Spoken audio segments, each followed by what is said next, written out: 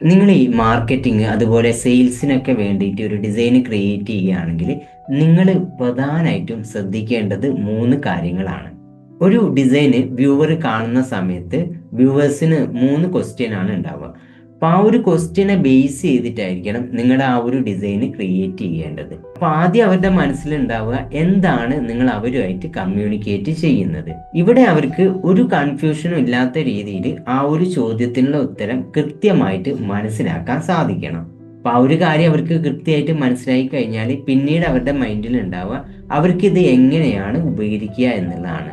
ഇതിന് വേണ്ടിയിട്ട് നിങ്ങൾ അതിൽ ബെനിഫിറ്റുകളാണ് ഉൾപ്പെടുത്തേണ്ടത്. അപ്പോൾ ആ ഒരു ബെനിഫിറ്റുകളൊക്കെ കാണുന്ന സമയത്ത് ഇത് ഞാൻ ഒരിക്കലും മിസ് ചെയ്യരുത് എന്നുള്ള ഒരു ഫീലിംഗ് അവർക്ക് കിട്ടണം. അപ്പോൾ ആ ഒരു ബെനിഫിറ്റ് അവർ മനസ്സിലാക്കി കഴിഞ്ഞാൽ അവർ നെക്സ്റ്റ് ചെയ്യുന്നത് ഒരു ആക്ഷൻ എടുക്കുക എന്നുള്ളതാണ്. അതായത് അവരിനി എന്താണ് ചെയ്യേണ്ടത് എന്നുള്ളതാണ് അവരുടെ മൈൻഡിലേക്ക് വരുന്നുണ്ടാവുക.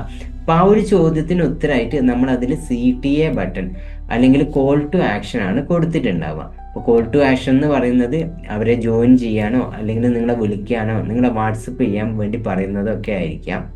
അപ്പോൾ ഈ മൂന്ന് ചോദ്യങ്ങളുടെ ഉത്തരമാണ് നിങ്ങൾ മാർക്കറ്റിംഗ് സെയിൽസിന് വേണ്ടിയിട്ടൊക്കെ ഒരു ഡിസൈൻ ചെയ്യുന്ന സമയത്ത് നിങ്ങൾക്ക് ബെനിഫിറ്റ് ആവുന്നത്. അപ്പം നിങ്ങൾ അടുത്ത പ്രാവശ്യം സെയിൽസ് മാർക്കറ്റിങ്ങിന് വേണ്ടിയിട്ടൊക്കെ ഒരു ഡിസൈൻ ക്രിയേറ്റ് ചെയ്യുകയാണെങ്കിൽ ഈ കാര്യങ്ങളെ മെയിനായിട്ട് ശ്രദ്ധിക്കുക.